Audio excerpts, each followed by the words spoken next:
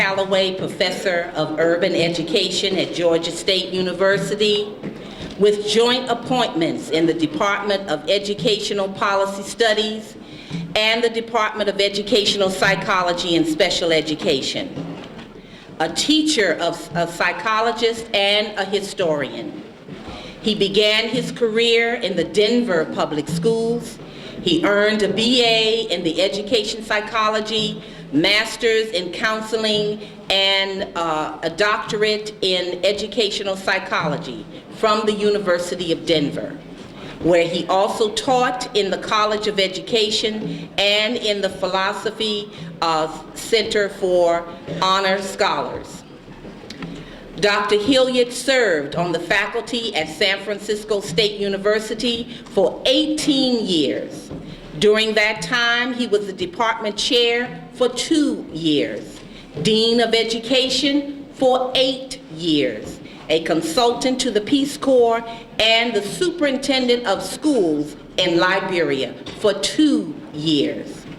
He has participated in the development of several national assessment systems, such as proficiency assessment for professional educators and developmental assessments for young children and infants. He has been active in forensic psychology, serving as an expert witness on the winning side in several landmark federal cases to test validity and bias. Dr. Hilliard, we are proud to say, is the founding father of the Association for the Study of Classical African Civilizations and served as its first vice president. He is a co-developer of a popular educational television series, Free Your Mind, Return to the Source of African Origins, as well as having produced videotapes and educational materials on African history through his production company, Wasset Education Productions. Dr. Hilliard has written numerous documents on testing ancient African history, and these documents include teaching strategies, recommendations for public policy that affect education, cultural styles, and child growth and development. In addition, he has consulted with many of the leading school districts, and they have used him in colleges and universities and government agencies, as well as private corporations as a consultant. He has talked about valid assessments, curriculum development, and teacher training. When it is all said and done, the most important thing in his life is his family and his friends.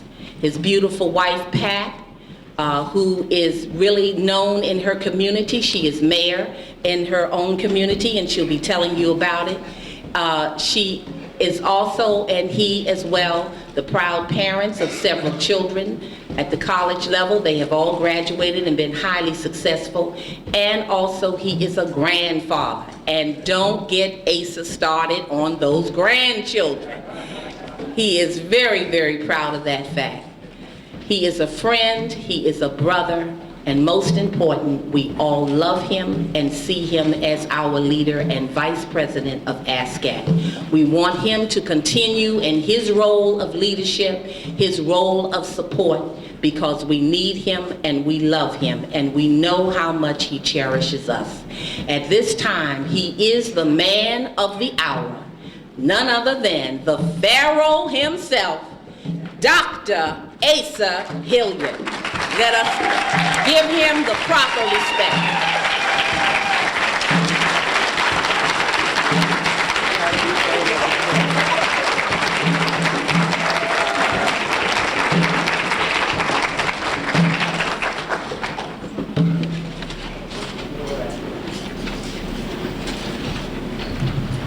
Thank you very much. I have to get used to this Pharaoh name. I've been called a lot of things. Most of them very interesting. But I assure you that it is always a very special pleasure and honor for me to have an opportunity to address his family, to be a part of an organization that enjoys the spiritual inspiration of Doc Ben, of Dr. John Henry Clark, of the different study groups that are the foundation now for ASCAC. My colleagues on the board of directors, the members of this organization, friends of this organization, African people in general.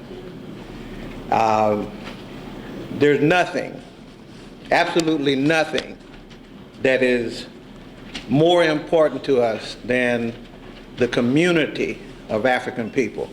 That's really what I want to talk about this evening.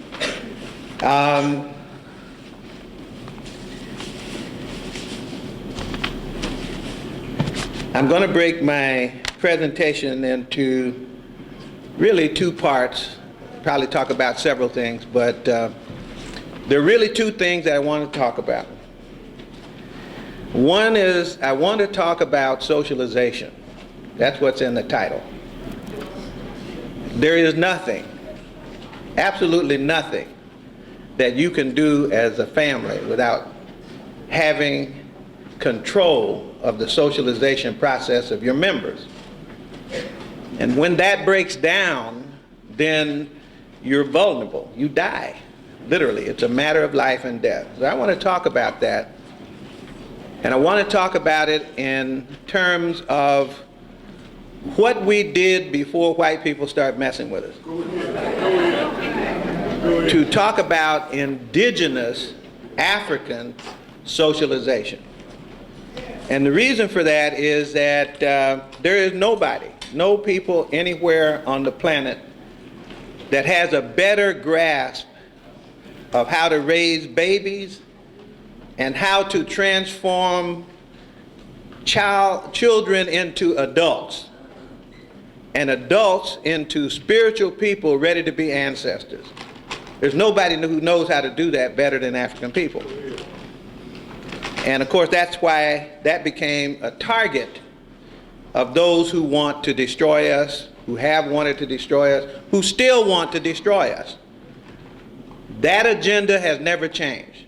You may think slavery began in the Western Hemisphere in 1492, slightly earlier than that, with the Portuguese in Africa, and if you go over into East Africa, even earlier.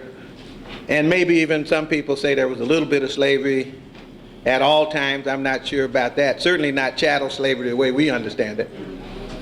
But you may say that we went through that and the agenda changed. No, it didn't. You may say that colonization started when the Europeans got together in 1885, 1884 in Berlin, at the Berlin Conference, divided Africa among themselves without the permission of African people. And that ran out in the 50s. You might say that, and that the agenda had changed when colonization ended because Africans took over governments as leaders of government, presidents, and so forth. It didn't end there. Colonization didn't end there. Africa is still colonized at the moment. There's not a free African country in the world. There are a lot of us in political positions, but there's no African country where they own their monetary system and banking system. There's no African country where they even control their military. So the things that it takes, the fundamental things that it takes to make nation states, if there are any, are still things that are currently interrupted by colonizers and slavers. So slavery continues, colonization continues, segregation continues. Some people thought that when South Africa, apartheid fell, that it actually fell. It didn't. The agenda has never changed. The agenda changes clothes. It has different forms, and one of the most devastating forms is the persistent attempt to make sure that Africans never again control the socialization process of their children and of themselves. There's all kinds of ways to keep this from happening. I'll talk about some of those. So those are two things I want to talk about: the indigenous process on the one hand and the culture war on the other, because it has so many interesting twists and turns, this culture war. And we're in the culture war now. Even if the military war for bodies and land may be reduced and transformed in some way, the culture war has actually accelerated and become even more prominent and even more devious.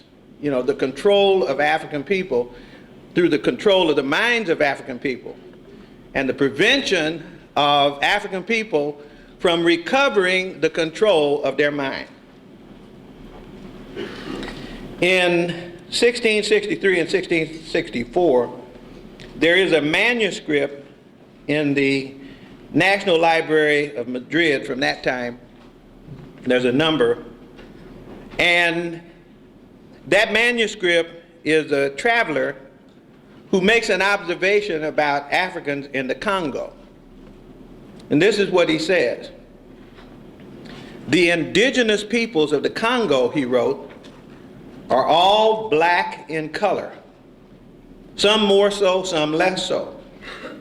Many are seen who are the color of chestnut, some tend to be more olive colored, but the one who is of the deepest black in color is held by them to be the most beautiful. Some are born somewhat light-skinned, but as they grow older, they become darker and darker. This occurs because their mothers make use of the artifice of an ointment with which they anoint their infants, exposing them once they have been anointed to the rays of the sun, then leaving them there for a long period and repeating this action over and over. And there are some children who, although their parents are black, are born white-skinned, and although they anoint them and use all manner of artifice, they can never be transformed into black-skinned people. And these are regarded by the Congolese as monsters. They have the same features, the same tightly curled hair as the black Congolese, but their skin is white and they are short-sighted. Given the fact that a black skin is so highly regarded among them, we Europeans appear ugly in their eyes. As a result, children in these areas where a white has never been before would become terrified, fleeing in horror from us. No less than our children here in Europe are terrified by the sight of a black also fleeing in horror from them. But they do not want us to call them Negroes, but blacks, or in Portuguese, pretos. Among them, only slaves are called Negroes, and thus among them, it is the same thing to say Negro as to say slave. Now, I want you to hang with me, because if you know me at all, you know I like metaphors. Because that's very African, you know. Africans are, I guess, singularly known for indirection in communication. And metaphors are ways of looking indirectly par excellence. I want you to think about the Dogon. And I want you to think about the fact that everything important in Africa has layers. It's like peeling the onion. What you see at first is not all you will get. If you go back and look again, you'll see some more. You say, oh, I didn't realize that. One way that Dogon people express this is in the 4 levels of understanding. Giriso, Beniso, Boloso, and Sodai. And we're told that that represents actually degrees in the mystery system. That Giriso is, after all the training that you get, you are then prepared to take things at face value. But if you peel the onion, whatever you took at face value had other angles that might reveal something else about it. And that might take you to the point where habitually, if you're able to do it, then you graduated to Beniso, which is the word on the side. The first one is the word at face value. Beniso is the word on the side. That's the way to say it, you know, that I'm looking at this from that angle.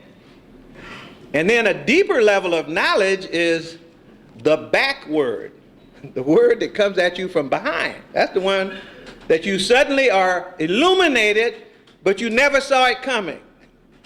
While you were working on understanding it, it kind of revealed itself to you. You heard people say that they go to sleep and you've been puzzling over something for a long time. You might actually see it in your dream. And if not in your dream, you might wake up and suddenly clarity is there and you can't explain it. Look at George Washington Carver and how he found out. Look at his methodology. Look at George Washington Carver's methodology. Get the book, The Secret Life of Plants, and see what George Washington Carver told people his methodology was. It doesn't sound like biological science. He talked to plants, reflected, meditated, dreamed, but he got answers. You know, answers that still have us eating tofu, a lot of other things that were done with the peanut, and then ultimately with the chickpea, which we get tofu from. But his processes and procedures did that, and it came in a very African way. So if you read about his methodologies, he will express methodologies that will be embarrassing to many people. If they said in a PhD research institution that this is my methodology, they would say, oh no, man, you can go back and take the GRE all over again. So I'm asking you to think on everything that I'm talking about, these layers of meaning, this peeling of the onion. And so even with the example I just gave you about the Congo, they were talking at first, at face value, about skin color. But on the side, the Beniso, they were really talking not only about their physique, but they were talking about their cultural identity. Not just their color identity, but they were talking about their color identity. They were talking about the fact that they were not only proud of being black, but they were proud of being African. That's from the side. That's actually almost back to Bolo, so that's the back word. What would it feel like right now in Philadelphia to have a whole African population who looked at themselves the way these Congo people looked at themselves and said, no, the blacker, the more African you are, the more highly we regard you. See, how did we get from that point, because that was true in East Africa too, not just in West Africa. All the reporters told you that when you went out and you got out there with those Nuba people, that the Nuba people, the darker you were, and peel the onion, the more African you were, the more proud you were. Think about that now. Unmistakably, unapologetically black and proud. Think about that. Compared to where we are now. John Clark. African cultural response to slavery and oppression in the Americas and in the Caribbean began on the shores of West Africa when captured Africans, these Congo people, those Angola people, those people from Mozambique, those Ghanaians, those Nigerians, when these Africans tried to take African soil in their hands and sometimes in their mouths onto the slave ships as a last desperate effort to hold on to a piece of Africa. Slavery was war, a war against African culture, especially against the structure of the family. There are people now that don't know what slavery was. They think it was people put on ships and brought here to work. Well, yeah, it was that. That's the first layer. But there's another layer. It was war on who the African was. It was war on the structure that produced the who. So people who dominate and control must destroy structure and purpose. They must destroy identity and direction. Dr. Clark saw that very clearly, and many times I think we read, most of the people that we read, and we don't get all their messages because we're so happy when we get a piece of the message that we stop digging. But I could be on that one little paragraph from Dr. Clark for quite a while. And in one way, that's a part of the two pieces that I said I wanted to talk about. That's a part of the thing that we had. The dirt represents, somebody, can you imagine to put dirt in your mouth because of the terror of being separated from oneself? The terror of being called out of one's name. The terror of being detached from one's value system that filtered garbage out. The terror of losing the connections, the bonds between brother and sister, mother and father, cousins, what they call the extended family.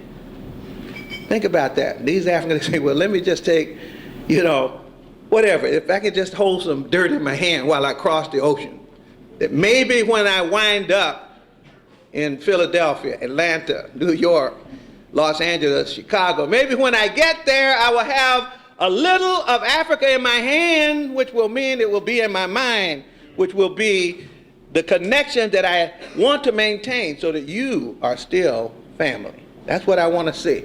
I want to see that order maintained. And if they catch me with it in my hands, follow this now, and they say, open your hand, boy, trying to save dirt from Africa, trying to save the essence of who you are. Open your hand, put it in the water, wash your hand. And they could see it coming, so they say, okay, not normal to put dirt in your mouth, but I will take Africa in my mouth. They won't even see that there. Can you see how strong the bond was? That's what had to be destroyed. That's still what has to be destroyed. Because bonds are left. Tenures for some, gone for others. But for this family, the bonds are still there. For the UNIA, where you were last night, those bonds are still there. Yes. Many places on the continent, the bonds are still there. But what was it that made those bonds? See, it bothers me that we don't have a place where we study that a lot. We study a lot about Africa, but many times we study who conquered whom. But we don't study who is who.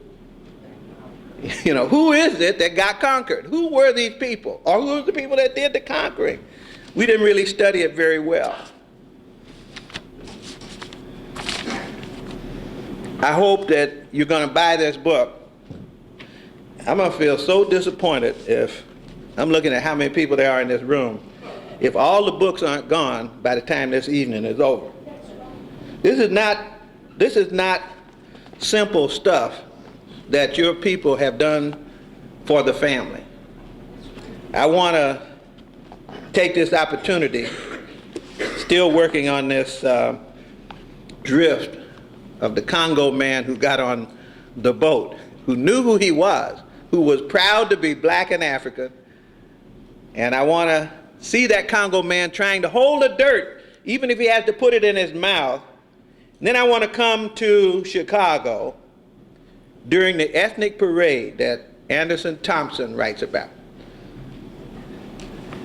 Some days, I think Anderson Thompson is the crown jewel of the ASCAC family.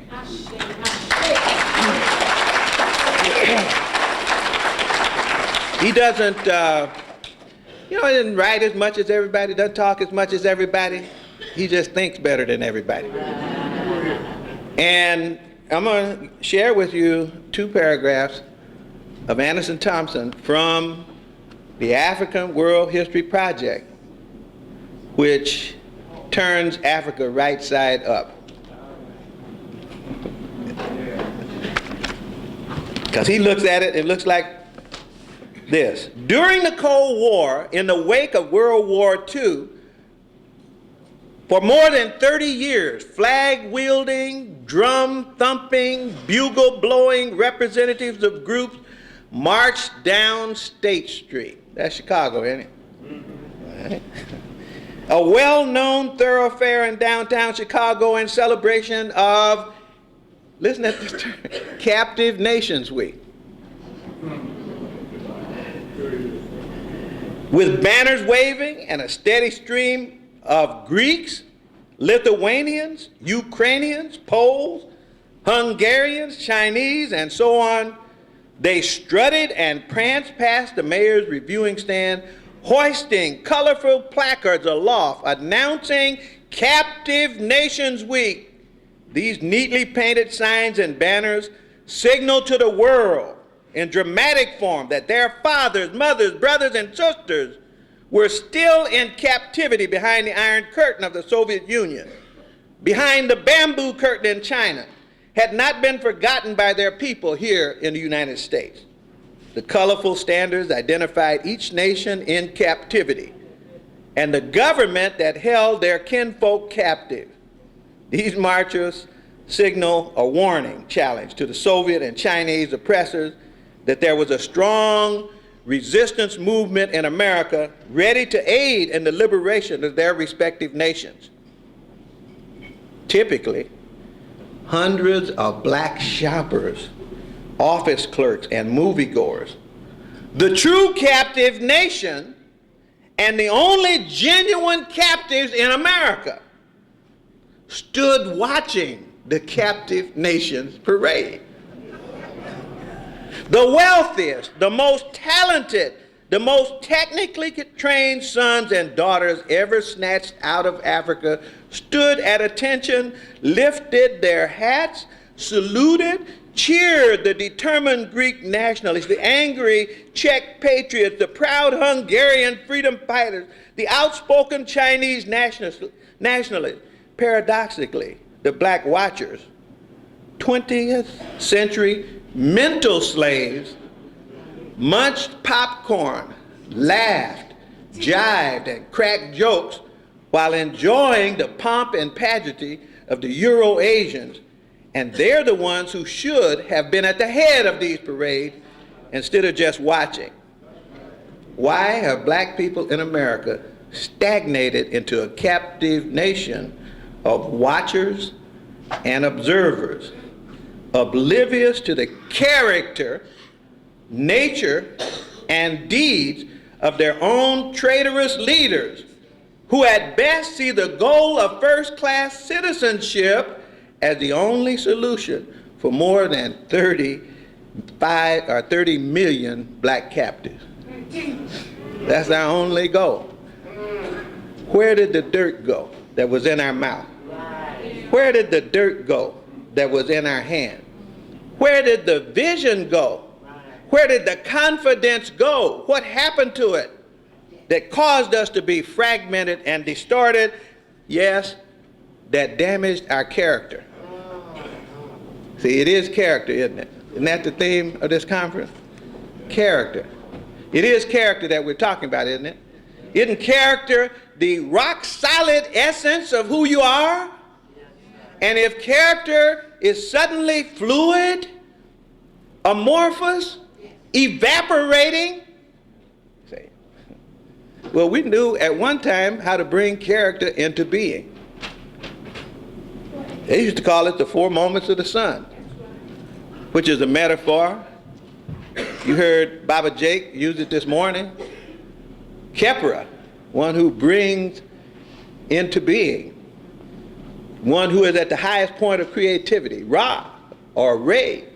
Atum, the complete one. That's the 3 moments of the sun. You know there's another one. Osir, Osiris, the one who is on his way into becoming Kepra again. I think that's a worthy metaphor to apply to the captive nations right now. Where are we in the 4 moments of the sun? Bringing into being, at the highest point of our creativity, at the complete and satisfying stage, or maybe we're the mummy right now, preparing to rise again. Preparing to rise again. Fukiao. K. Kia, Kim Wandindi, Bunseki Fukiao, who came to ASCAC, came to the black psychologist, came to several places. He was here in America, and in America was here for many years not knowing that there was an African population in America. Didn't know ASCAC existed. He's one of the men who works up in Boston in a prison, Suffolk County prison, librarian. But he's also a counselor, the only one that they will trust to work with as many as 50 of the men in prison. They'll let him work with them by himself, nobody else. Most people, for security reasons, can only have about 10 or 15 at a time. What kind of power does this little man who never raises his voice have that he can handle 50 hardened criminals all at once, and when he finishes, they have no recidivism rate, because when they leave the prison, they don't come back? What does he whisper in their ear? Oh, I know counselors that have nothing but recidivism. They've never had a success in their career. They still get paid. He tells you, there's a little book out called Self-Healing, Old Lessons from Africa. He has done what I want to do. What if we had a book called Education, Old Lessons from Africa? What about a book called Architecture, Old Lessons for Africa? What about a book called Dance, Old Lessons from Africa? What about a book called Language and Linguistics, Old Lessons from Africa? What if we ask those kind of questions? Well, you can be prevented from asking those kind of questions if people can convince you to be preoccupied with your pigment. Think about it for a minute. The biggest trick ever pulled on African people, 1750, Blumenbach, Göttingen University, invents the concept of race. And then others began to imitate that concept, and Europe said, and Hitler said, oh, I know there's no such thing as race, but I need it in order to get my political agenda accomplished. That's what Hitler said. He knew it was a false category.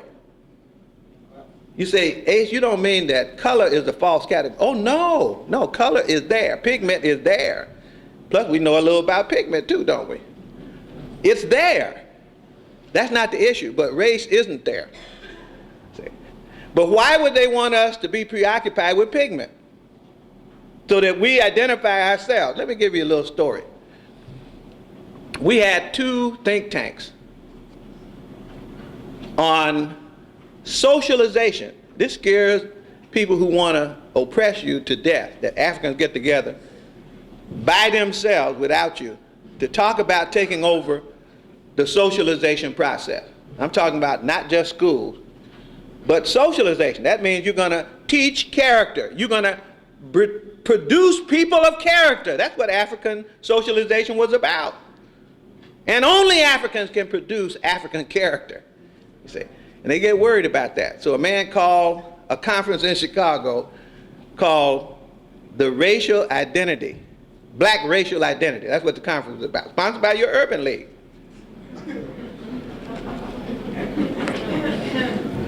But the person who called it was a European through the Urban League. Okay, so now he gets all these Africans in the room to talk about black racial identity. Why? Because we don't want you to talk about African cultural identity.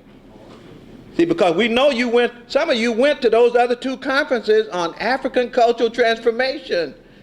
And we thought we could count on you always to keep the racial discussion going, and now you have left the plantation without permission. So we're calling this meeting in Chicago, and we want you to talk about race until we are satisfied. If you want the paper that I wrote at that conference that pissed off the man who called it, sent a book by Bill Watkins and others called Race and Education. My article was called Race, Identity, Hegemony, and Education. So there's a whole lot of issues about all that I'm not going to take time to go into, but I just want you to know that you may not know that the agenda is being planned somewhere. But the agenda is being planned and the language is being delivered to us, and inside the language are the assumptions and definitions and directions, which if I adopt the language, I will adopt the agenda at the same time, never knowing that I adopted the agenda. Just by talking that language. And what was wrong with the other two think tanks? We used the term African rather than black. See, for the first part, Africa means if you're looking for authority, it's got to come from Africa. But if you decide it's multicultural or black, usually you're going to get a white authority. Because they invented that. You didn't. Not only that, they can get in the meeting. Have a whole lot to say. The meeting that I want to call, they can't get in that meeting. They got nothing to say. This is a family meeting. And nobody gets in a family meeting but family. You have all the friends you want of any color, shape, size, economic level you want, but when they call the meeting of the Hilliards, nobody's getting in the house but Hilliards. We're going to decide for the Hilliards. Even if it's wrong, we're going to decide. When they call an African meeting, nobody gets in that meeting but Africa. Part of the problem is that we have a lot of Africans who want to let other people get in our meetings.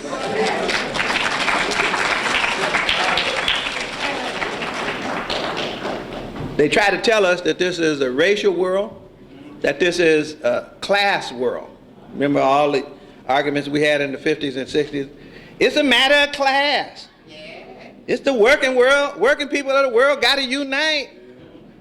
Arm in arm, black and white together. And then they start segregating into unions. Because they weren't talking about family, they were talking about some abstract notion. So frighten them by keeping dirt in your mouth and looking for bolo so, and ultimately sodai, the clear word. That's where I want us to go. How do you get the clear word? Last thing I want to say about this race thing for a moment is that we don't know how to look at the world. See, we don't know what the rest of the world is doing. People who have big armies have something called G2. G2 is the intelligence section. Their job is to go find out about everything happening in the world and write books about it for their private use so they'll know how to hurt people. Or as they say in the Army, kill people and break things. That's what the Army does. They kill people and break things. And so they do G2. We don't do G2. So we really don't know how the world functions. Watch this. I wrote about this in my book, Saber.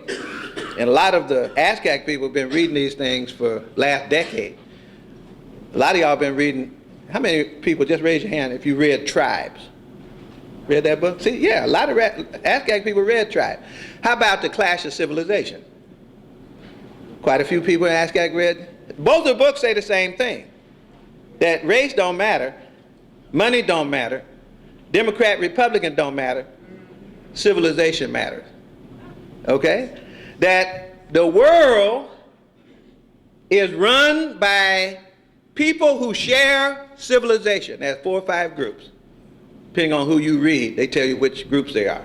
Usually British people, European mainly, with a German base and a Christian cross as the primary symbol. Usually Muslims, there's billions of them in the world, and they have a crescent and a star on the front of the book. And usually the yin and the yang, which can symbolize all the Asian people, basically there's roughly these 3 primary ethnic families running the world. One of them said, well, you got to have Indians, and so they break it down a little bit further, but the one corner of the book not filled out and the one group not mentioned as being a group running the world are Africans. And both of the books say you're in the book, and that you're not running it.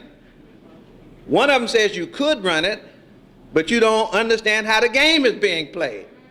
And since you don't understand, you think they're playing a game of race, and they're playing a game of civilization. So who after 9/11 did Bush go get when they got terrified? What name did they call to come into the meeting of the Secretary of Defense, the Secretary of State? Who did they call? They went straight over to Harvard, and they got a little professor named Huntington who wrote a book called Clash of Civilization. They said, look, we haven't been paying attention to you because we had the luxury of not doing. Nothing had happened, but now we're terrified, and you more than anybody seems to understand where the world is going and what is it that we can do. So here he is holding seminars in the White House explaining what he had already written 10 years ago that ASCAC had been reading. We've been reading too. Straightened out a lot of people. Putin got straightened out. Wasn't that interesting how fast he looked at the civilizations in the world and decided which one he belonged to? Were you surprised at which one he chose? Would he have chosen Muslim? Would he have chosen Asian? Oh, he chose Western civilization. Isn't it interesting that this war is being called a war of civilization between the civilized and uncivilized world? Which side do you think you're on?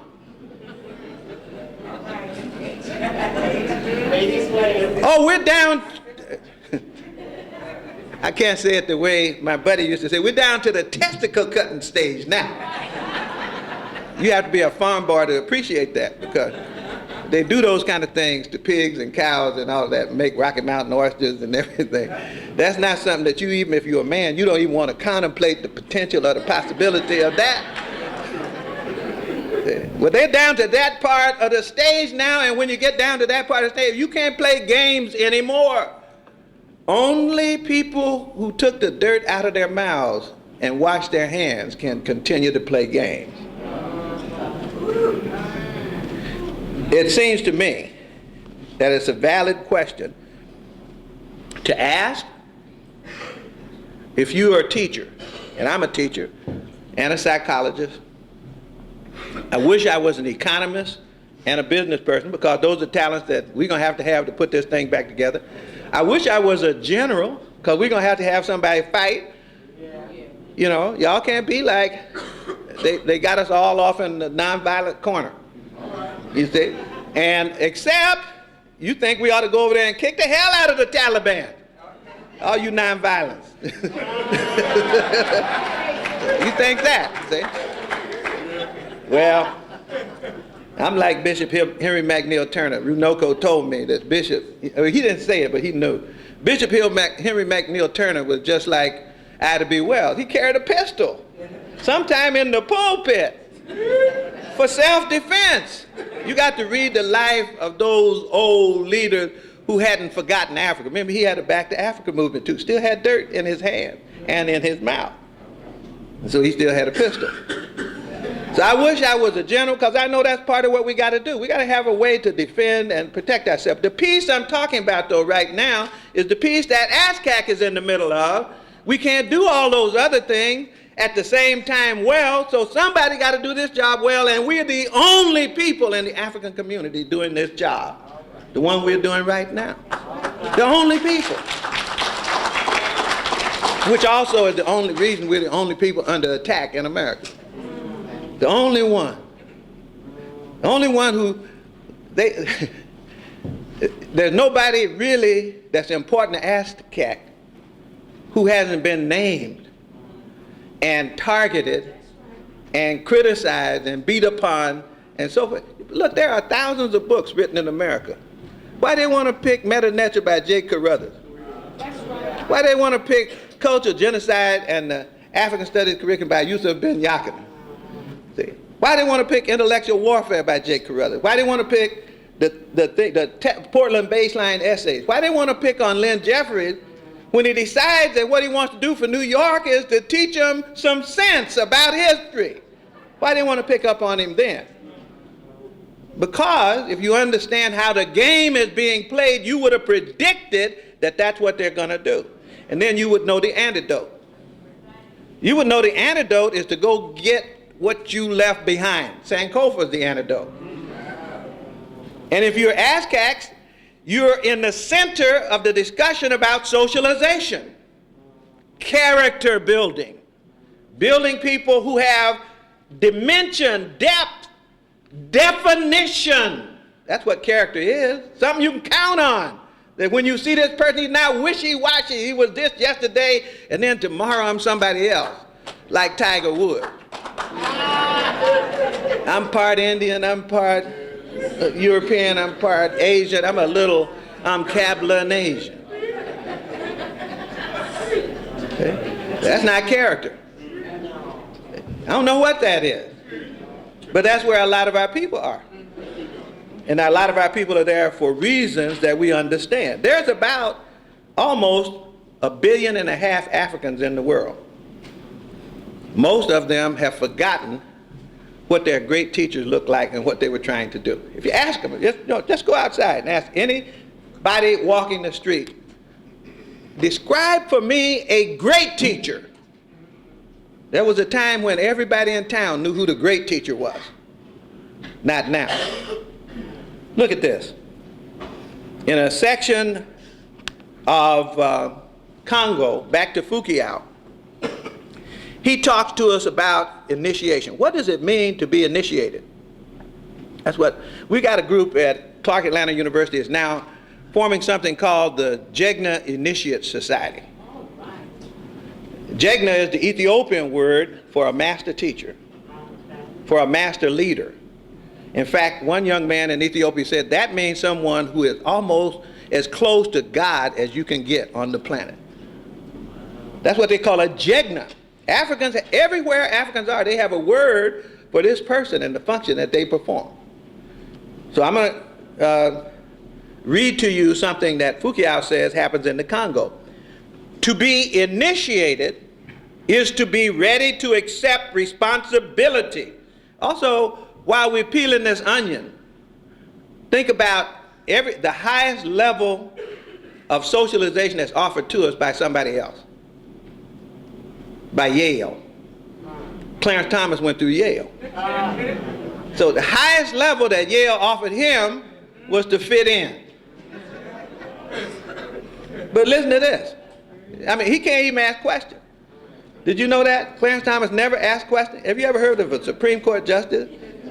The most qualified in the world, they told us at the time. And he cannot ask questions because he's scared.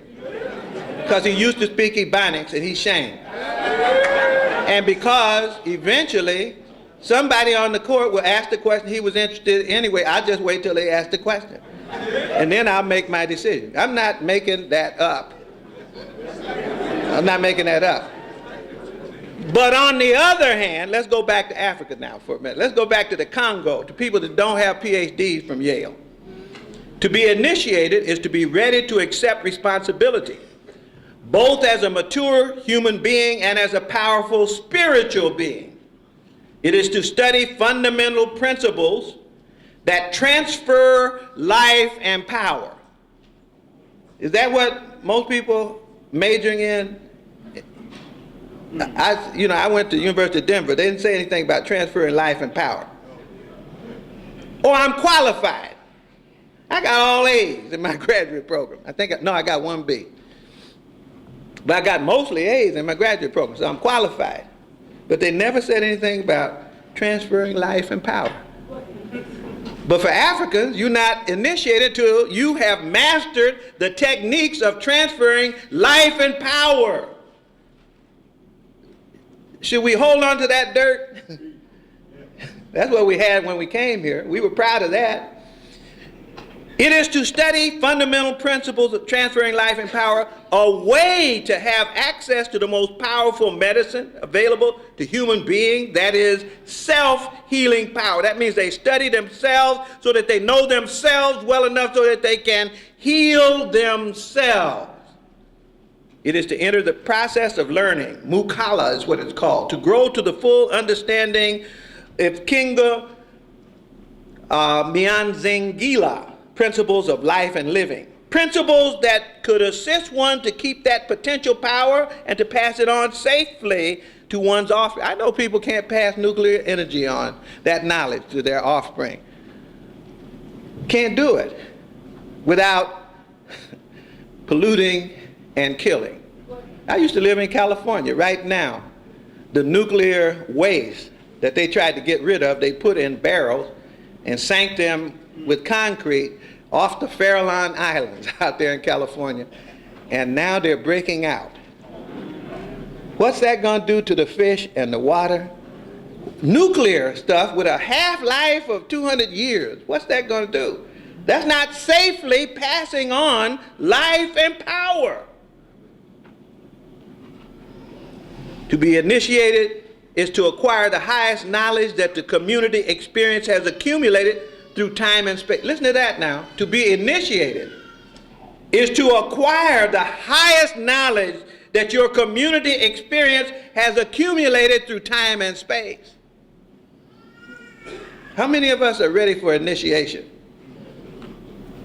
It is to have one's eyes open. This is how Africans thought. So my mother used to say it another way, don't be no fool. That means having your eyes open. To have power to see, feel, touch, hear, taste what the ordinary way of life does not allow us to see, feel, touch, hear, and taste. It is to walk on the path of mastering knowledge and life. It is to be seen and to see oneself before the mirror of life. It is learning to see the past in order to predict the future. It's feeling and holding tightly the past segment of the biogenetic rope in her hands and his hands in order to ensure the linkage to join the circle of masters, to become oneself. It is earned by merit through enduring proofs of initiation. That's tests to show that you really do know those things at the time of initiation at a special and holy site. This is how we used to talk, you know. Is that strange? Isn't that strange conversation what I just got through talking about? Sounds good, but strange, because where is this conversation being held? Who are the Jignas that were called a meeting for this conversation to be held? The Jignas, if there are any in our image, are aliens to us. They're people outside our community. We were talking about this business of accreditation. Who can accredit an ASCAC university? Who is it? Someone that talks like that, or someone that talks like the others? See, we had, it's hard for me to overestimate the power of what we did. I've talked about it before. For example, Marcel Gerber in the 50s went out to study malnutrition in Uganda. Y'all know Uganda, don't you? If I say Idi Amin, you know Uganda. But if I say mothers raising babies, you don't know Uganda. But white people know Uganda because they went there and spent years studying whether the babies were malnourished, and in the process of giving tests to see whether their nourishment was being provided, the scores on the developmental tests were the highest scores they'd ever seen in the world, months in advance of the European counterpart. Babies that could be pulled into the sitting position and look their parents directly in the eye at 2 weeks old making eye contact and a social smile in the first hour, climbing stairs before anybody, knowing their language before anybody, knowing their name before anybody. And they said, they dropped the study. We have never seen anything like it. And then they asked the question, they didn't ask the question, is it genetic? If it had been white, they would ask that question. But they said it must be environmental. So then they say, what in the environment is it that makes these babies outperform, they still do, by the way, if they do it the African way. If mothers raise babies the African way, they still are the highest achievers. And the babies that are in the housing project, the poverty sections of the city, are the ones that kept the most of the African culture, because the middle class folk got out and got shamed of it and started having babies like Europeans. So their babies as dumb as the Europeans.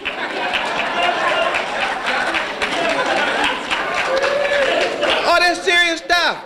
I'm talking, look up Marcel Geber's article. I think it's in the Journal of Social Psychology. If you need the exact citation, I got it here with me. But that's something you want to go back, because they got pictures of the babies. Picture the mother standing up with the baby on the side, and the European interviewer going up to the mother saying, we noticed that you've been out here all day long waiting for your meds and your food, and you have this little naked baby on your side, and we noticed that at a certain time you take them off into the bush and then come back, and we know babies have to pee and mess, and you have no pee and no mess on you.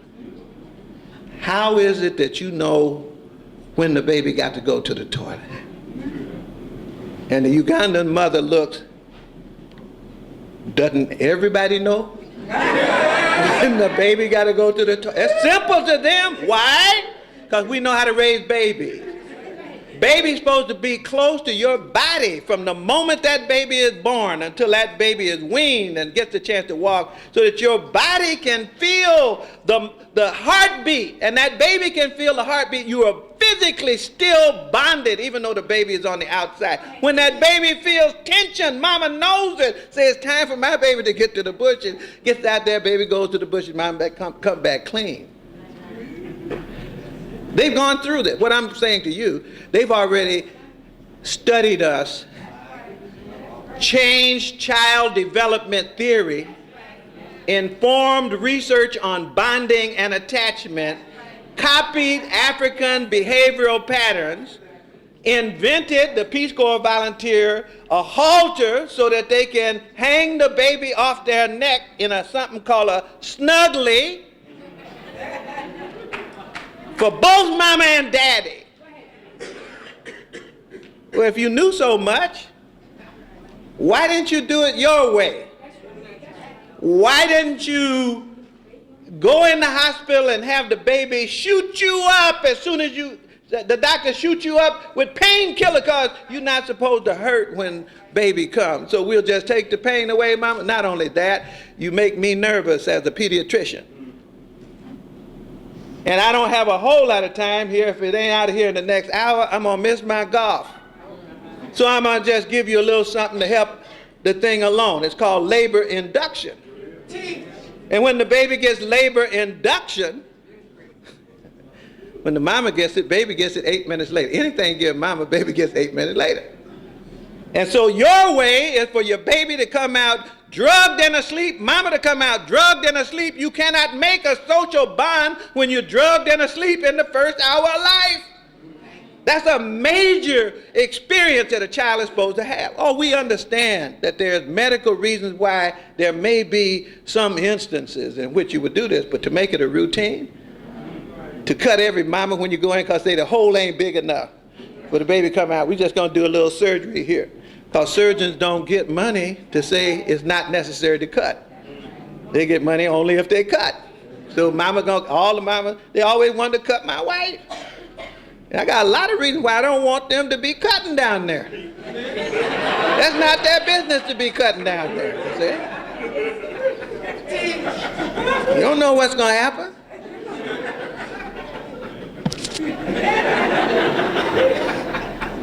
I'm just saying, look, get the book Magical Child by Joseph Chilton Pierce. that describes what I'm talking about? Or the book Childhood in Africa by Evans? Those are some of the books that will talk about this baby stuff. I'm saying that because you need to see the power of African socialization at every age, from prenatal all the way up to old age. You ought to see how we did it. You say, Asa, what were they doing? Well, the Africans had a curriculum, not just for babies, but for everybody. Part of that curriculum was studying the whole heritage of the community. While I call these things out, I want you to think in your mind for a moment, where would you go in Atlanta, Philadelphia, New York to get this job done? In this curriculum, where is this curriculum going to be passed on? Don't tell me in the public school. You already got some serious problems here in Philadelphia. The only thing I can say is Philadelphia may be the only city to knock the ball out of the park on these suckers that's coming in here trying to take over your babies. The governor of Pennsylvania wants the Edison Project to raise your babies for you in Philadelphia. Okay? But Philadelphia stood up, they said, not by damn sight. That's what I heard. So tell me it may not happen. I hope it doesn't happen. But just think for a moment. That's somebody, I went through it the other day when I was up in Chicago, reminding people that there's been a coup d'etat over the socialization process in public education in particular in the last 10 years, and we're not in charge.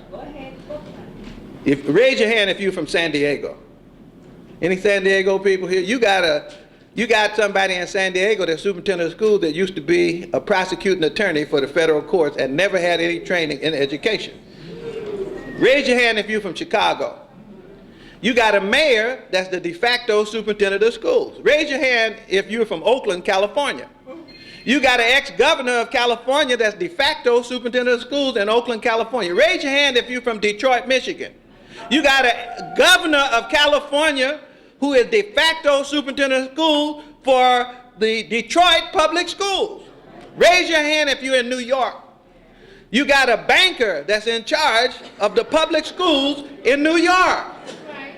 Go back to 1980 and see who was in those schools as superintendents. Almost all of them had black men and black women they told them they had to have PhDs in education in order to be. None of these people got any degrees in anything that pertains to school. I'm just saying the game changes, and it really doesn't matter to me whether they got a degree as a superintendent, whether they don't have a degree. What matters to me is who is in charge of raising our babies. Let me just lay out the curriculum items that's not going to be taken care of by any of these people I just got through mentioning. Study the whole heritage of the community. Which one of those names that I just called, a position that I just called, is going to be in charge of studying the whole heritage of the African community? Who's going to do that?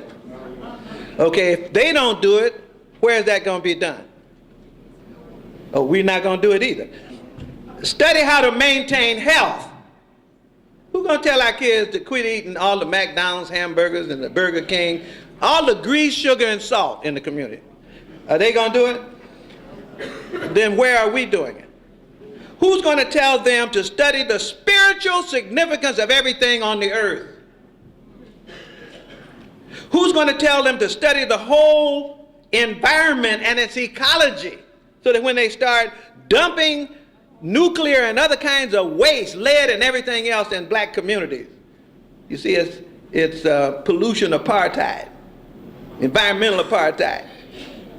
Who's going to teach our people how to build strong social bonds so that we trust each other again?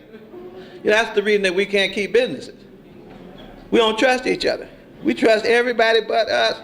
I'm telling you, it's so funny to me over the past few years to watch us when it gets down to the point where big money is being handled, and how many times we punk out when it comes down to dealing with brothers in banking, in business. I know an architect that trained all the architects just about in Georgia. I eat breakfast with him almost every Saturday morning. Old Joe Robinson, almost 85 architects, and he trained almost all of them. Trained them. And black churches don't want to give him a contract to design their churches, including his own black church. They prefer a white architect. You understand what I'm saying? That's socialization. That's socialization. If that's not addressed, you can have all the skills from Harvard Business School you want, and you would not renew the economic health of the community. Build strong ethnic family identity. There are many people now say they don't want ethnic identity. In fact, the new rules in America is to make sure that you become multicultural and disappear. That's the Brazil rules. People of color. Building a strong community value. Building and understanding ma'at and a commitment to do ma'at.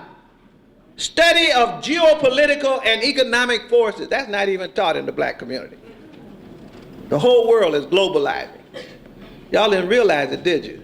Don't we have a thing called, what are those tribunals now? That's where you can be tried. The people from foreign countries can be tried without being told what they're charged with. Can't have an attorney. A single judge can sentence you to death. All this stuff is conducted in secret. Y'all hear about the shadow government? Anybody hear about that other than me? The shadow government? The shadow government that don't have Congress in it? The shadow, this is what, something really get bad, then it goes over to shadow government, and you can't even know who they are. Not only did you not elect them, but you can't know who they are. But we know they're all the big corporations like Enron. That's the shadow government. I'm talking about, that's geopolitical knowledge, and we're not ready for it. We local people in a global world. And building respect for elders. Those are the character traits that Africans want for their children and for their people. And we've been very good at training for that.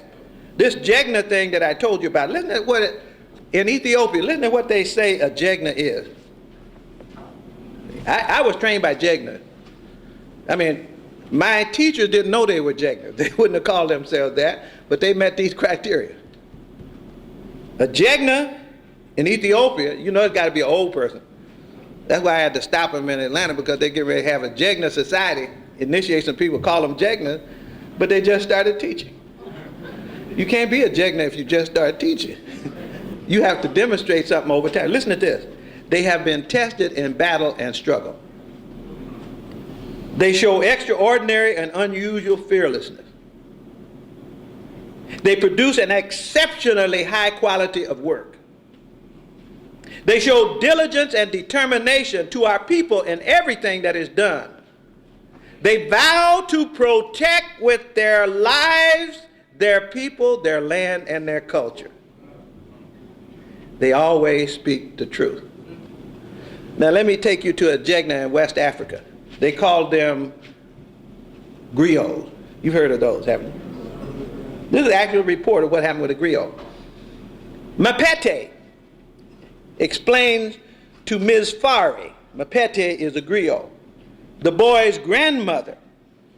He said, my goal is to teach your son about life. Remember what Foucault said, life transferring and power transferring. That's what he said. This is what, I'm here to teach your boy about life. Listen what mother said. Or his grandmother. Nala's mother, the grandmother, is more interested in contemporary concerns. This is African that's gone strictly Western now. She says, I want school attendance and I want getting ahead. That's what I want you to do. This is a Jigna coming to the family to offer eternal principles, and the family said, no, I want a place in Western civilization. One day, no longer able to restrain herself, this grandmother, fed up with the Jigna, or the Jele as they called them, Jele Muso if they're a woman, said, why don't you griots go look for work? Instead of living like parasites at the expense of other people. The genealogical, all this history stuff that you recount for a banknote, those things are out of style. The Jigna drew up in his full height. Mapete, he was transformed by a mask of anger. And he had never been seen to be this way before. He took the money out of his pocket, rolled it up into a ball, 1,000-franc note, a $4 bill, and he threw it on the ground. He said, I don't come here for the money. My ancestors swore allegiance to the father of your granddaughter. That's why I come. That oath was sealed in blood. That's why I come. On the field of battle, I'm in the front ranks with the shield to protect you. That's why I come. You are not the worthy daughter of your mother. The baobab tree has produced a thorn.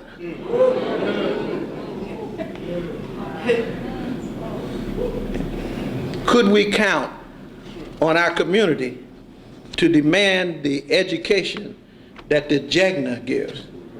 Do they even know that we have the potential to do that? You say, Asa, what do we, that's all, I got your point, Don't beat me up anymore with it.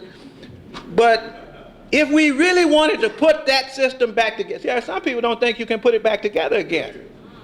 Some people really don't believe you can put the system of powerful, transformative teaching and socialization back together again.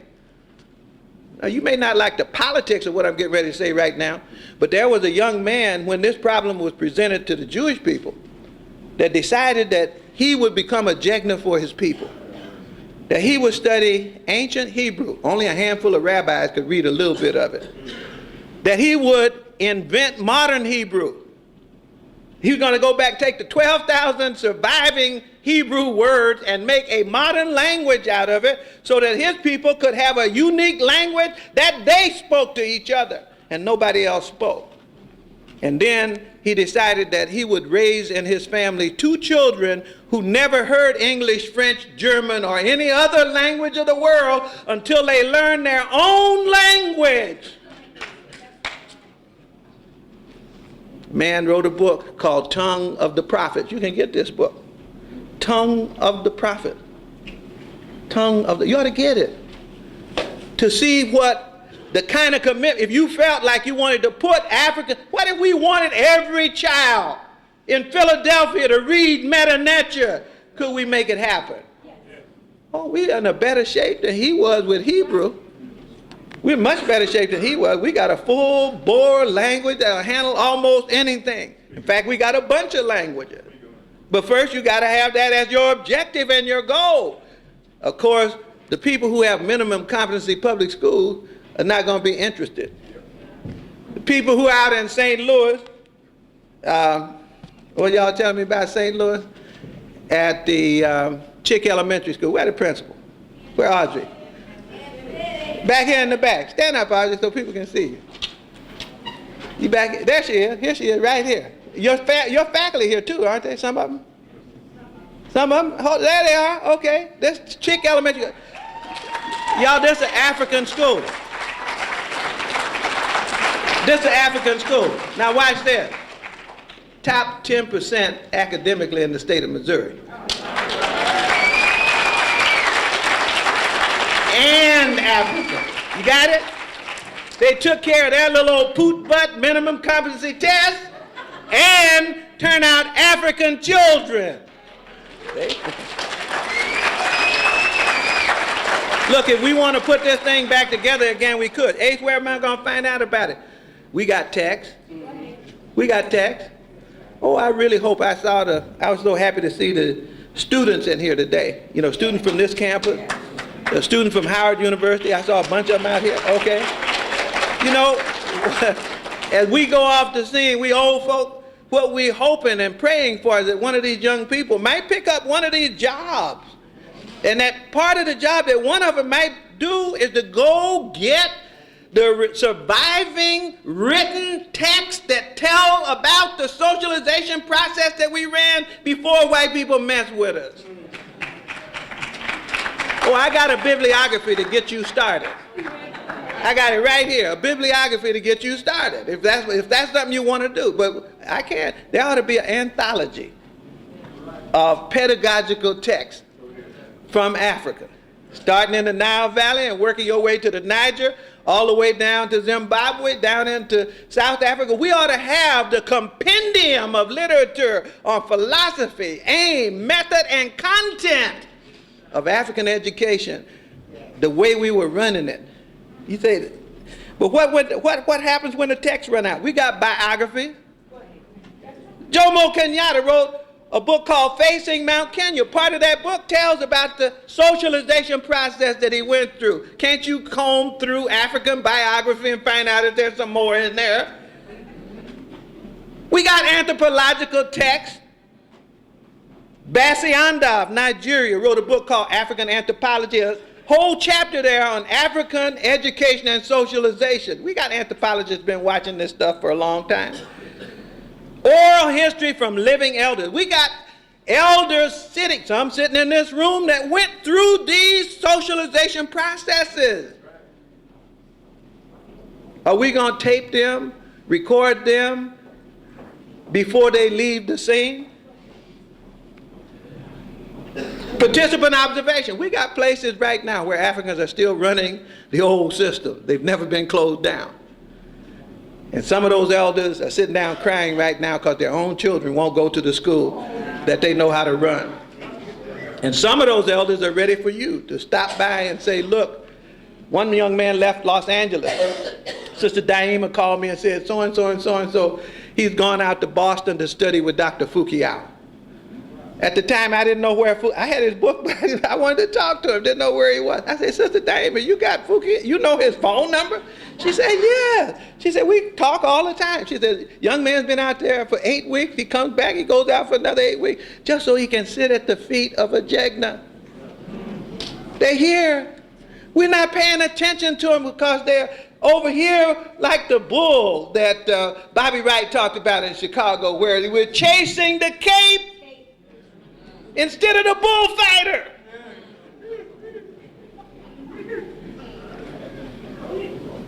It's important that we nurture and affirm our culture well, and there are some fundamental steps that we need to take in order to do that. We have to counter strongly the denigration and defamation where people charge falsely that we don't have anything meaningful to say. I'm talking to black people say, I don't want to know nothing about all that Africa stuff. I ain't left nothing in Africa. It ain't worth nothing nowhere. It's primitive. I got to get a job. That's denigration, and it's self-denigration. We got to study our traditions in order to understand and evaluate our cultural situation now. Many of us are African, act like Africans, and don't know we're African. Don't even know that's acting like African. We as a community can rescue and reconstruct visible socialization systems. We can't avoid it, and we cannot delegate it. We have to construct outside the school system, in the community, the socialization system for the masses of the African children. I just got through talking to a sister from, I don't know if she's here, Alicia Jackson, you here? Me Productions, the people that did my last tape. Sister, actually, Alicia, way back here, we just had a conversation today about a project, and it's very pessimistic. You know, when you hear the children that she's talking to and what's on their mind. They don't trust their parents, they don't trust their grandparents, they don't trust each other. You know, so we got a group of unsocialized children who getting ready to have some babies to unsocialize. Because those of us who have knowledge haven't built structures, and only structures will carry the socialization process forward.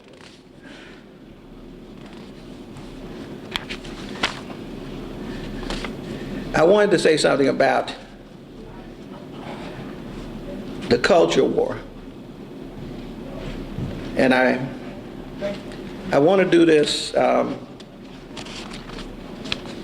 This is much longer than I wanted it to be, or it's longer than I thought it was going to be. That's why I got to skip, because otherwise we'd be here all day and all night.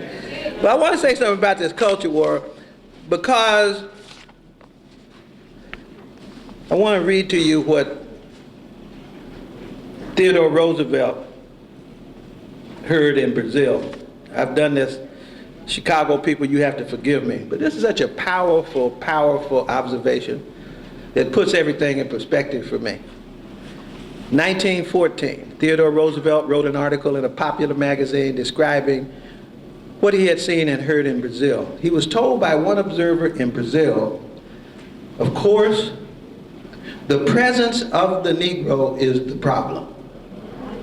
I repeat, what is the problem? What is the problem? The presence of the Negro is the problem. The fact that we exist is the problem. Has it changed? In Brazil, slavery was intolerable as a method of dealing with this problem of African existence and had to be abolished because it didn't work.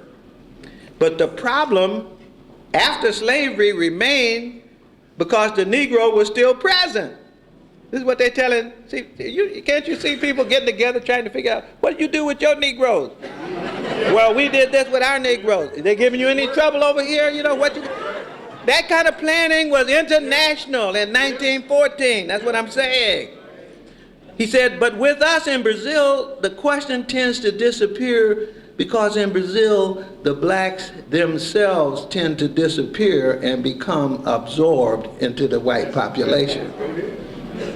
In Brazil, therefore, we look forward to the disappearance of the Negro question through the gradual disappearance of the Negro himself. That's the agenda. That's the agenda. It comes at you in a lot of different ways, but the fundamentals are that you can't be here. If it's a conservative, you can't be here, and they got a technique to get rid of you. But liberals are our friend, right? No, you can't be here for them either. For both liberal and conservative, the problem is your presence. The only argument is the method for you not to be present. And what I mean by that is that you can't be family. You can be Clarence. That's an individual, but you can't be family. You understand what I'm saying? Well, I don't think we understand that because Runoko told us that we're at war, but we don't act like it. You saw what happened when the United States found out they were at war on 9/11. They turned this country upside down. They sent troops still sending troops all over the world. They say, we ain't gonna stop till we, that's what you're supposed to do if somebody come at you. But here people coming at us just like that, trying to knock down our twin towers and terrorize our people. And we're saying, we got the ears on, I'm sorry. They might even have a little powder to go up the nose, you know. And we're happy. We're as happy as we can be. Because we don't know what the problem is. Well, I could say more about the Brazil problem, but I want to go to something even more important in this culture war. How it's waged through Africans. How Africans must carry the water of the people who want to kill us. In 1980, in San Francisco,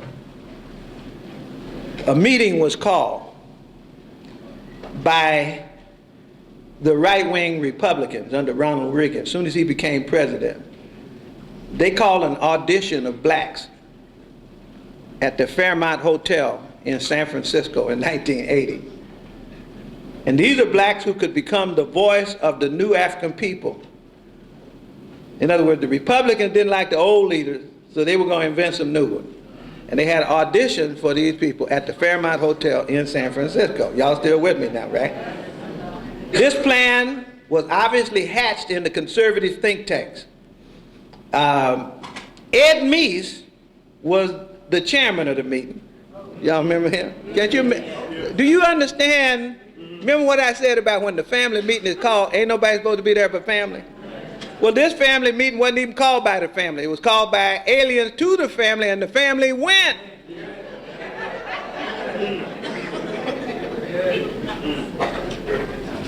And he played a decisive role in the meeting. The meeting was called on December 12th and 13th at the Fairmont, and the purpose was to launch an effort to develop an alternative to existing African leadership. The visible civil rights leaders, that's the ones they saw.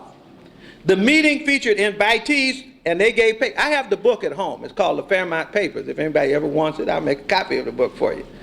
That's supposed to suggest approaches for new Negroes to play leadership roles. You should see what some of these papers look like. I ain't got time to tell you.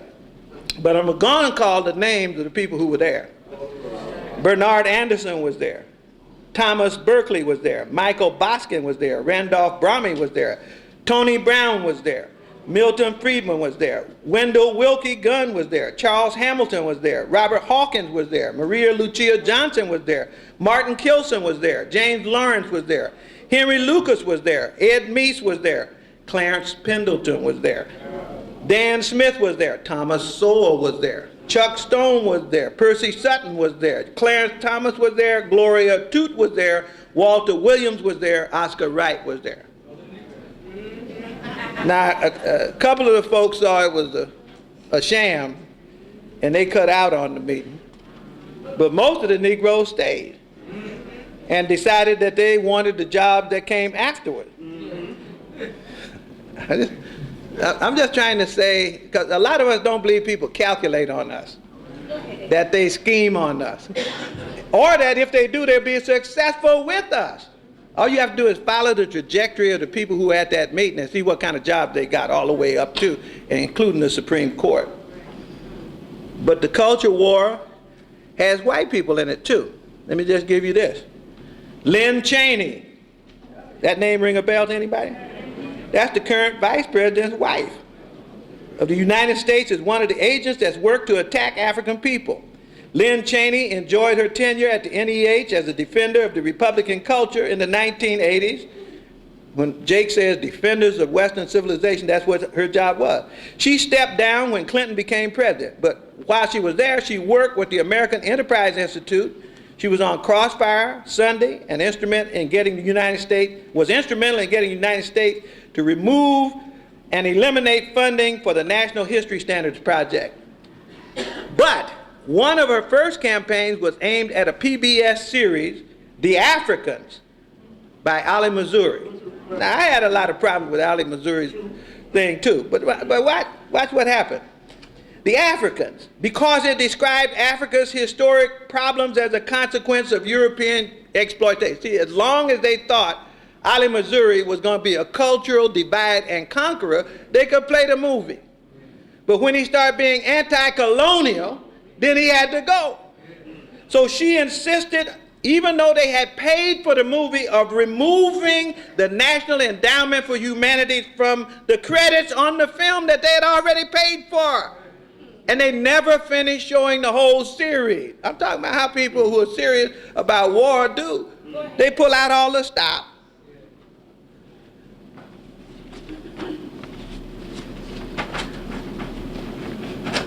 I got a couple. Y'all remember the 3 CEOs on the cover of the magazine? Y'all remember them? Y'all know who Ellis Coles is? Y'all seen okay, Ellis Coles is Rage of the Privileged Class. That's one of his books. He's a columnist, newspaper columnist, and so forth. But in those magazines, Ellis Coles did interviews with each of those CEOs. I want to read something to you. Because remember, we started out talking about socialization and building the character of the community. What Time said is that these are our leaders. The people on the cover of that magazine are not just CEOs, they're leaders. They didn't say they were leaders, but the magazine said they're leaders. I want to quote, Ellis Coles says, "So even as the Reverend Al Sharpton maneuvers in the apparent hope of replacing Jesse Jackson as black leader numero uno, it becomes less and less clear just what the title represents. For never have blacks spoken with so many voices. And in that diversity lies both opportunity and confusion." See, this is the newspaper reporter's opinion about the diversity now. See, they see diversity in voice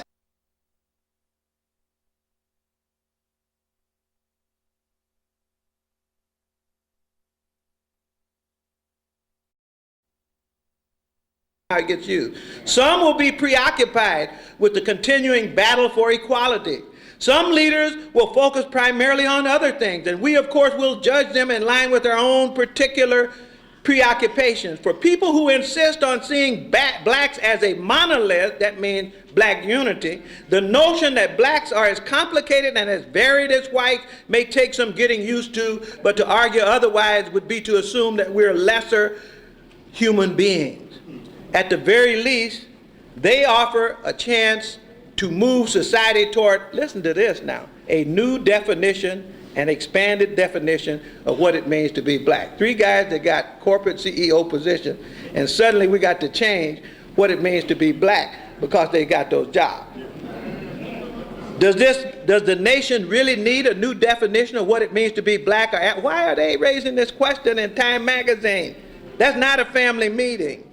If nothing else, the success of high-profile figures such as the new black corporate titans offer boys, such as the one from California, a glance at a possible future in the following, possible future and a loftier path, at something better than the young man's buddies will be his fate.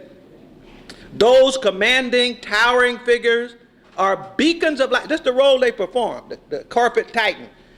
Beacons of light. Let's go back to the Jigna. Thank you, I needed that. Let's go back to the Jigna. Remember that list of characteristics of the Jigna? Didn't it have a strong community leadership component in it? Well, what they say the new leadership is that you get to parade yourself as a beacon of light. I got mine, you can get yours. The next article, Johnny Roberts, in another article in the same magazine. The only strong relationship to the African community that comes out here is that these CEOs saw themselves as role models. I think that's a narrow definition of a person because it's the blackness. It's only one element of who they are, says O'Neill.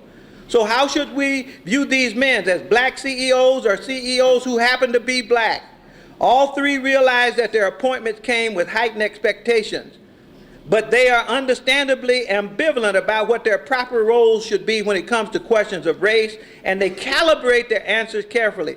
Take the issue of workplace diversity. Parsons says, all CEOs have the duty to foster diversity. This is the head of Time Warner now.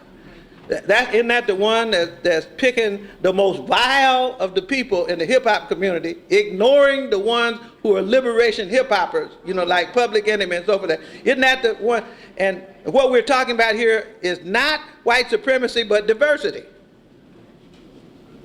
Chenault notes that CEO's primary obligation is to enrich the stockholders, but that looking for the best talent from the widest pool is surely one way to that end. In other words, the first job is to make money for my stockholders, not to build my community. And they want to call that leadership.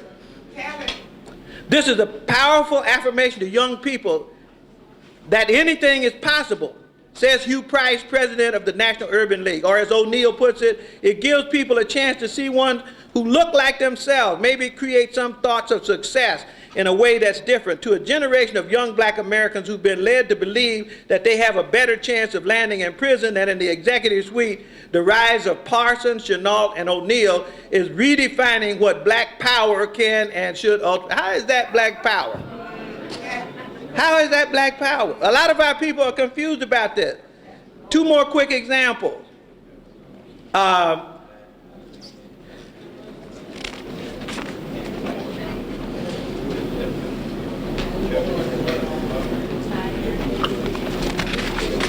If I can find it.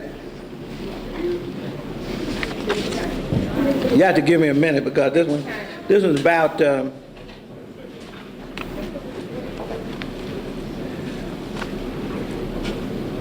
I wanted to read this person's quote the way it actually came out.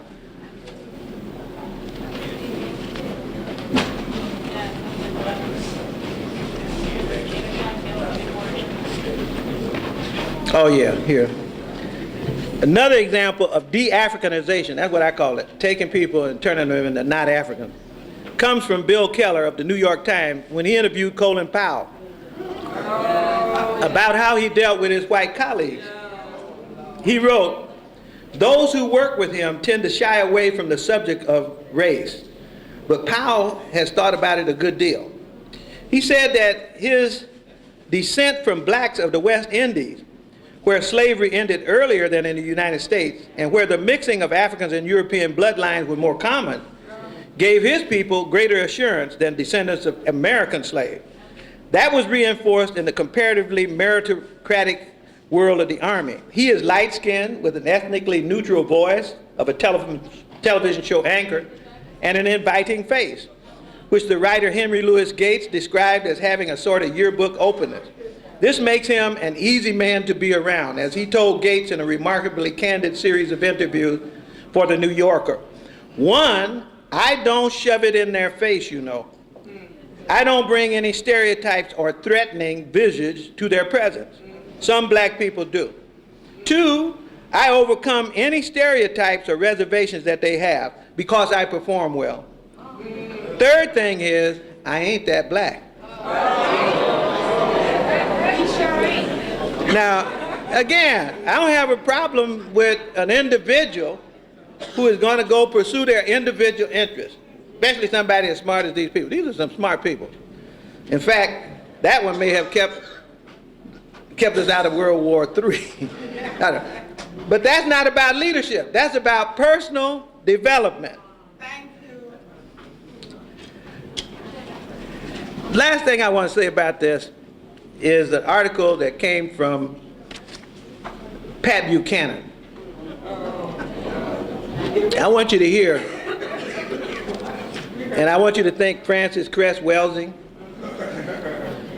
and I want you to hear after this was written after 9/11. The West is dying. Its nations have ceased to reproduce. Their populations have stopped growing and begun to shrink.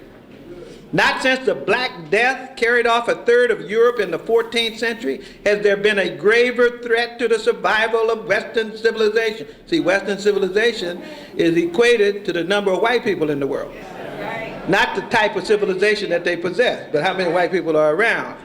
Today in 17 European countries, there are more burials than births, more coffins than cradles. The prognosis is grim. Between 2000 and 2050, world population will grow by more than 3 billion to over 9 billion people. But this 50% increase in global population will come entirely in Asia, Africa, and Latin America, as 100 million people of European stock vanish from the face of the earth.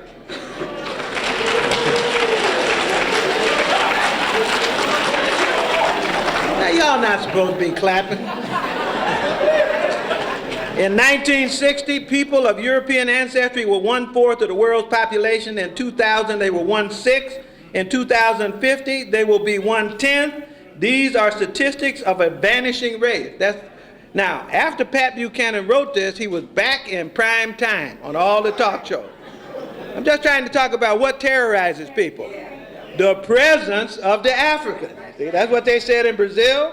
That's what they are still saying now. That's an old agenda. It's still, indeed, a new agenda. 2 points that I was trying to make. One is that what matters to us more than our physical type and our pigment is our culture. But that's not what our agenda says.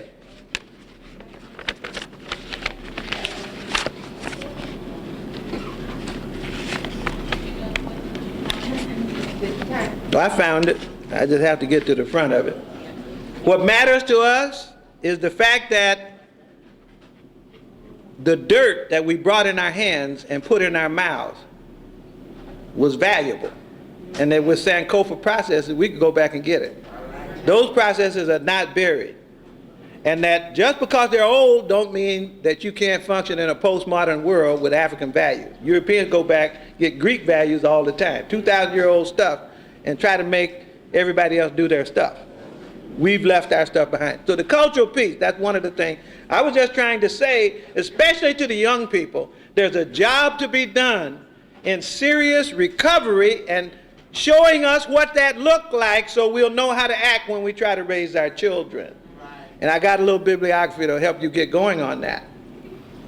But the second thing is that the culture war continues, and that it functions at many levels, and that it mainly functions through African leadership, through people who get hand-picked and trained, reculturized, transformed into the antithesis of an African, to become anti-African, at least to become non-African, and then put in positions of responsibility over Africa.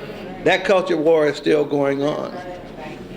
And so you guys will have to forgive me from First World in Chicago again, but you know I love Listervelt Middleton, you know, like my own brother, more than a brother. And I loved him as a Jigna. And his writings were always precise, almost as surgical as Sister Valencia this morning. That's what I told her. Somebody said she had a degree in history. I said, no, you have a degree in surgery. I mean, just Listervelt's like that. And so his last poem sums up what I want to say in my 2 points. Both of the points are covered in there. His last poem in 1995, before he died, was The Charge. And this is what he said. Black children, first children of the Virgin Mother, we celebrate you. We celebrate your birth. We celebrate your divinity. We bring you gifts of frankincense and myrrh. We bring you golden sandals, not Reeboks, not Nikes, but golden sandals like the ones made for rulers, like the ones made eons ago for the boy king Tutankhamun and Hatshepsut when she was just a girl child. And besides, hoop dreams are not worthy of you. They have no power. Hoop dreams are not dreams at all. They are what is left when dreams are gone. They are the shell without the yolk, the flesh without the soul. For no man or woman that is free to chase stars is satisfied chasing a ball. No man or woman who has ruled himself or herself is satisfied being ruled by others. Black children, first children of the Virgin Mother, the world that witnessed your birth is no longer the idyllic garden of the first generation. Your eyes must focus quickly.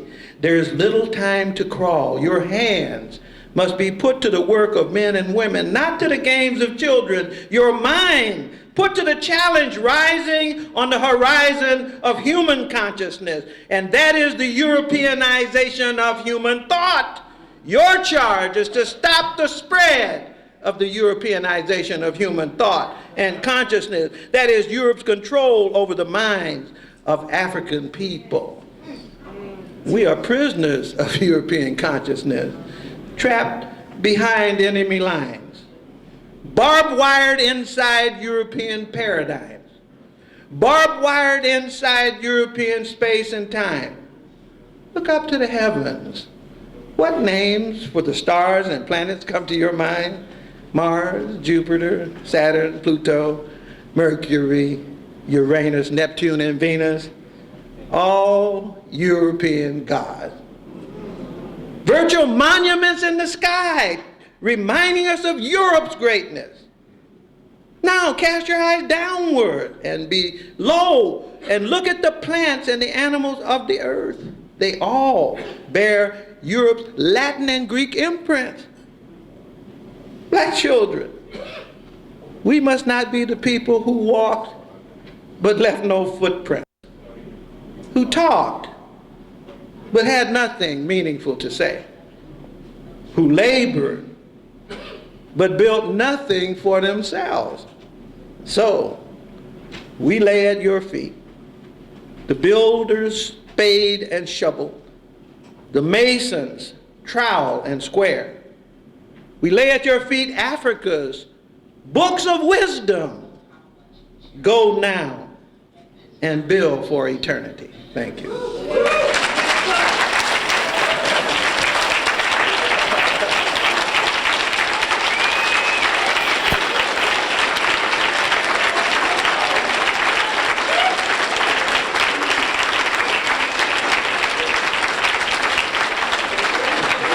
Thank you so much. Thank you so much for those words of wisdom. Beautiful. As usual, just wonderful. If I had 1,000 tongues, I could not praise my brother enough for all of that knowledge. Yes, knowledge. Thank you. Thank you. Magnificent. He's never given a lecture that we haven't enjoyed what he has had to say and we cannot use in our life. Thank you so much. To close us out, we're going to have our international treasurer to come, Sabre Roosevelt Roberts. We're so happy he is in the house. Chicago, Illinois is here. Thank you. Kemetic Institute. Sabre, our international treasurer, Sabre